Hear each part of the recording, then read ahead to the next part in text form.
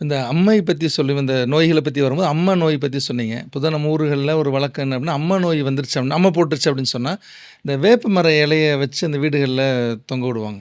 இது எந்த அடிப்படையில் இது மார்க்கத்தில் கூடுமா சார்? இது வந்து பொதுவாகவே வேப்பிலைங்கிறது கிருமி நாசினின்னு சொல்லுவாங்க பொதுவாக அதனால தான் வீட்டு வாசல்கள்லாம் வேப்ப மரம் வளர்த்தா நல்லது. அந்த வேப்ப மரத்து இலைகளில் காற்றுப்பட்டு அந்த காற்றை நம்ம சுவாசித்தா உடம்புக்கு நல்லது. இந்த நெல்லை மாவட்டத்திலலாம் பார்க்கலாம், எல்லா வீடுகள்லையும் வேப்ப மரம். அது இது மருத்துவ ரீதியில் நல்லதுதான், அதில் பிரச்சனையே கிடையாது. அதுபோல் அம்மை நோய் உள்ளவங்களுக்கு வாசலில் கட்டுற மட்டுமல்ல, அம்மை நோய் உள்ள அந்த பிள்ளைக்கு கையில் அந்த வேப்ப இலையும் கொடுப்பாங்க. ஏன்னா பசன்னு அரிக்கும் அந்த அம்மை நோய் வந்தால், கொப்புளமாகவும் இருக்கும். கையை போட்டு சொரிஞ்சாக்கா அது புண்ணாயிரும். அதுக்காக வேப்பிலை கொடுப்பாங்க, அரிச்சாக்க அந்த வேப்பிலை தடவி கொடுக்கணும்னு சொல்லுவாங்க. சரி, அது பிரச்சனை இல்லை. வாசலில் கட்டுறதும் இப்போ பிரச்சனை, அது என்ன ஏன் அப்படின்ட்டு.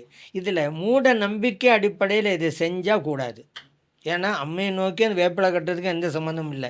மூட நம்பிக்கை அடிப்படையில் செய்ய கூடாது. ஏன்னா நம்ம இஸ்லாம் மார்க்கம் எந்த விஷயத்தையும் மூட நம்பிக்கை அடிப்படையில் செய்கிறத தடுக்குது. அப்படி செய்யக்கூடாது. வேறு வகையில் அதை செஞ்சால் அது ஓகே, எந்த விதமான மாற்றமும் இல்லை, அதுக்கு எந்த ஒரு மறுதளிப்பும் கிடையாது. வேறு வகை என்ன அப்படின்னு நீங்கள் கேட்கலாம். என்னன்னு கேட்டால், இப்போது வேப்பிலை கட்டி தொங்குறான்னு வச்சுக்கிறேங்க, பக்கத்து வீட்டுக்காரவங்களுக்கெல்லாம் ஒரு மெசேஜ், இங்கே உள்ள ஒரு பிள்ளைக்கு அம்மை நோய் ஏற்பட்டுருக்கு, மெசேஜ் கொடுக்குறாங்க. அப்போ இருந்தால் தானே கட்டுவாங்க. அப்போ அந்த தாய்மார்கள் என்ன சொல்லுவாங்க, தங்கள் குழந்தைகள் வீட்டுக்கு அனுப்பாமல் இருப்பாங்க. அங்கே உள்ள பிள்ளைக்கு எதுவும் இந்த நோய் இருக்குது, நீ இங்கே போனாக்கா என்னை தொற்று நோயாச்சா, அப்போ பிள்ளை இங்கே அனுப்பி வச்சுட்டாங்க, அந்த பிள்ளை வந்துட்டு என்ன செய்கிறது.